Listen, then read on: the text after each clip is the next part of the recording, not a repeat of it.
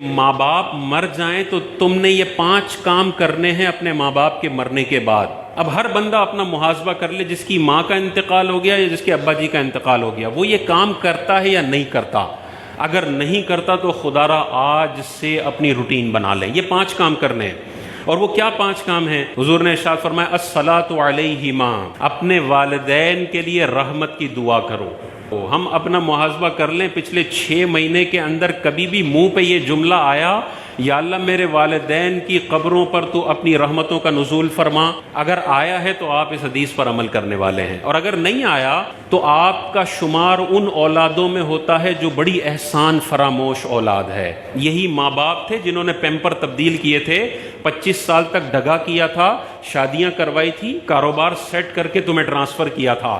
کچھ بھی نہ کیا ہو، ماں کا پیدا کرنا اتنا بڑا حق ہے کہ ساری زندگی بچہ ماں باپ کا استنجا صاف کرتا رہے تب بھی وہ حق پورا نہیں ہو سکتا۔ بعض بچے یہ بھی ہے نا، میرے ابا نے تو میرے لیے کچھ کیا ہی نہیں، نہ مجھے پڑھایا، نہ مجھے روٹی دی، نہ کچھ دیا۔ بھائی اس کا باپ ہونا اتنا بڑا اعزاز ہے کہ والدین نے تجھے ساری زندگی جوتے مارے ہوں، پھر بھی تجھے یہ 5 کام کرنے ہیں، پھر بھی تجھے کبھی بھی اونچی آواز کا اختیار نہیں ہے۔ تو حضور نے ارشاد فرمایا الصلاۃ علیہما، دوسرا ارشاد فرمایا والاستغفار لہما، اپنے والدین کے لیے دعائے مغفرت کرے۔ تو دعائے رحمت کرنی ہے، یا اللہ میرے والدین کی قبر پر رحمتوں کا نزول فرما، یا اللہ میرے والدین کے صغیرہ کبیرہ گناہوں کو تو معاف فرما۔ تیسرا ارشاد فرمایا وَإِنفَاذُ عُهُودِهِمَا، اور جو ماں باپ نے اپنی زندگی میں وعدے کیے ہوئے ہیں، جو ایگریمنٹس کیے ہوئے ہیں، جو عہد کیے ہوئے ہیں، ان کو نافذ کرنا یہ بچوں کی ذمہ داری ہے۔ یہ تیسرا کام بتایا۔ ابا جی نے 90 ڈیز پیمنٹ ٹرم پہ کاروبار کیا ہوا ہے اور 20 دن میں مر گئے، یہ ابا نے عہد کیا ہوا ہے، پورا کرنا بچوں کی ذمہ داری ہے۔ ابا جی نے اپنے ٹریڈ پیبلز کے قرضے دینے ہیں، یہ ابا جی نے عہد کیا ہوا ہے، ان کے ساتھ ایگریمنٹ کیا ہوا ہے، یہ پورا کرنا لازم ہے۔ چوتھا ارشاد فرمایا وَإِكْرَامُ صَدِيقِهِمَا، اور ان دونوں کے دوستوں کی عزت کرنا۔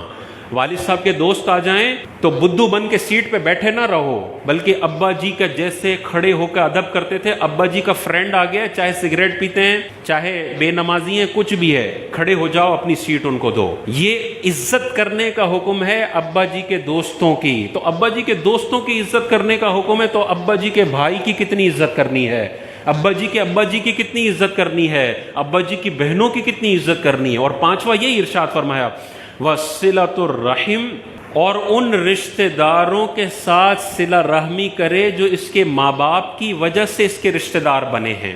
ماں باپ نہ ہوتے تو یہ رشتہ دار نہ ہوتے، تو اس میں چچا بھی آ گئے، پھپھو بھی آ گئے، خالہ بھی آ گئے، ماموں بھی آ گئے۔ ابا جی کا انتقال ہوا تو یہ نہیں ہے کہ بس چچا کو اب ان کے حال پہ چھوڑ دیا، پھپھو کو ان کے حال پہ چھوڑ دیا کہ اب یہ جانے، ابا جی جانے، ابا جی تو چلے گئے، ہمارا تو ان کے ساتھ کوئی خاص تعلق نہیں ہے۔ نہیں، میں نے اپنے رشتہ داروں سے رشتہ جوڑ کے رکھنا ہے۔ انگریزوں کا یہ کلچر ہے کہ انٹی کو آئے ہوئے 3 سال ہو گئے، انکل کو آئے ہوئے 5 سال ہو گئے، کبھی فون پہ بھی رابطہ نہیں ہوتا، ان کے تو انٹی انکل کا پتہ بھی نہیں ہوتا نا، بعض اوقات ابا کا ہی پتہ نہیں ہوتا۔ اسلامی کلچر ہے جو آپ کو کہتا ہے جڑ کے رہو، چچا سے بھی جڑو، خالہ سے بھی جڑو، ماموں سے بھی جڑو، پھپھو سے بھی جڑو، بھتیجے بھانجوں سے بھی جڑو، ہر ایک کی خبر گیری کرو، بے حس نہ بن جاؤ، خود غرض نہ بن جاؤ کہ مال ہے تو بس میرا ہے اور میرے بچوں کا ہے۔ پھر جب یہ بندہ محتاج ہوتا ہے تو اس کے رشتہ دار بھی بولتے ہیں جیسے تو نے خود غرضی کا مظاہرہ کیا تھا، آج ہمیں بھی تجھے دینے کے لیے صرف ایک پروڈکٹ ہے اور اس کا نام ہے خود غرضی۔